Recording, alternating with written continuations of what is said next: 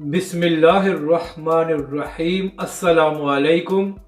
آپ دیکھ رہے ہیں یوٹیوب چینل عام سی باتیں۔ عمران ریاض خان کا تحریک لبیک کے خلاف بغض، اس ویڈیو میں ہم اسی کے متعلق بات کریں گے۔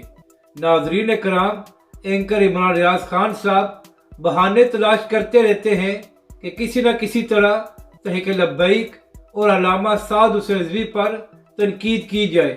تو کل بھی عمران ریاض خان صاحب نے ایک ٹویٹ کیا جس میں فرما رہے تھے کہ پنجاب کے ضمنی انتخابات میں تحریک لبیک کا ووٹ حیران کن طور پر کم ہو گیا ہے۔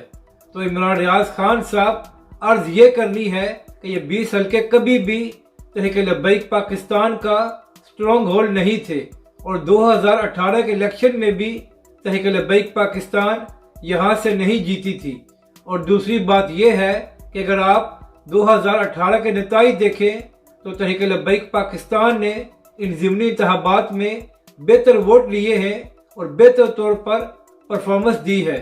تو پھر آپ کس طرح کہہ سکتے ہیں کہ تحریک لبیک پاکستان کا ووٹ بینک کم ہو گیا ہے؟ اور آخری بات یہ ہے کہ عمران ریاض خان صاحب، آپ کے چہیتے لیڈر عمران خان صاحب نے اپنے پہلے الیکشن میں کتنی سیٹیں جیتی تھی؟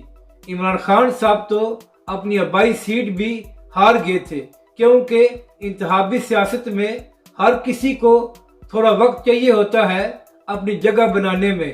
تو اسی طرح تحریک لبیک پاکستان اور علامہ سعد حسین رضوی نے ابھی اپنا سیاسی سفر شروع کیا ہے، اور انشاءاللہ آنے والا وقت تحریک لبیک اور علامہ سعد حسین رضوی کے لیے بہت بہتر ہوگا۔